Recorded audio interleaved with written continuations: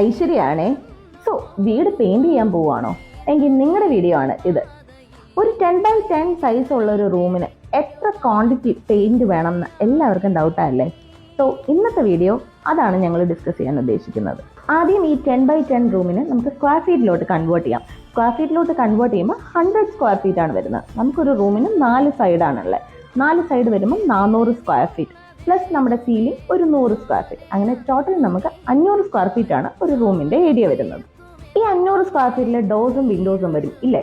അപ്പം ഡോറിന് ഒരു 21 square feet, വിൻഡോസിന് ഒരു 16 സ്ക്വയർ ഫീറ്റ്. അങ്ങനെ ടോട്ടൽ നോക്കുമ്പോൾ നമുക്ക് 500 സ്ക്വയർ ഫീറ്റിൽ നിന്ന് ഈ ഒരു സ്ക്വയർ ഫീറ്റ് മൈനസ് ചെയ്യുമ്പോൾ 463 സ്ക്വയർ ഫീറ്റ്. ഫസ്റ്റ് കേസിൽ നമ്മൾ എന്താ ചെയ്യുക, പുട്ടി അപ്ലൈ ചെയ്യണം. പുട്ടി എന്ന് പറയുമ്പോൾ നമ്മുടെ വാളിലുള്ള എല്ലാ അണ്ടുലേഷൻസും ഈ പുട്ടിയിലാണ് നമുക്ക് ക്ലിയർ ചെയ്യേണ്ടത്. 1 കിലോ പുട്ടി 10 സ്ക്വയർ ഫീറ്റ് വരെ കവർ ആവും. സോ 463 സ്ക്വയർ ഫീറ്റ് ഉള്ള ഒരു റൂമിൽ നമുക്ക് പുട്ടിയുടെ ക്വാണ്ടിറ്റി വരുന്നത് 46 കിലോഗ്രാം മുതൽ 50 കിലോഗ്രാം വരെ വരും. അതുപോലെ തന്നെ നമുക്ക് പെയിന്റ് ഡ്യൂറബിൾ ആയിട്ടിരിക്കാൻ നമ്മൾ പ്രൈമർ യൂസ് ചെയ്യാറുണ്ട്. പ്രൈമർ എന്ന് പറയുമ്പോൾ നമുക്ക് 1 ലിറ്റർ ഒരു 100 സ്ക്വയർ ഫീറ്റ് വരെ കവർ ആവും. സോ പ്രൈമറിന്റെ ക്വാണ്ടിറ്റി പറയുമ്പോൾ നമുക്കൊരു 5 ലിറ്റർ പ്രൈമർ മതിയാകും. ഇനി പെയിന്റിന്റെ കേസ് വരുമ്പോൾ നമുക്ക് നീറ്റ് ആൻഡ് സീംലെസ് ലുക്കിന് 2 കോട്ട് മിനിമം പെയിന്റ് ചെയ്യണം. ഒരു കോട്ട് എന്ന് പറയുമ്പോൾ 463 സ്ക്വയർ ഫീറ്റ്, 2 കോട്ട് എന്ന് പറയുമ്പോൾ 900+ സ്ക്വയർ ഫീറ്റ് വരും.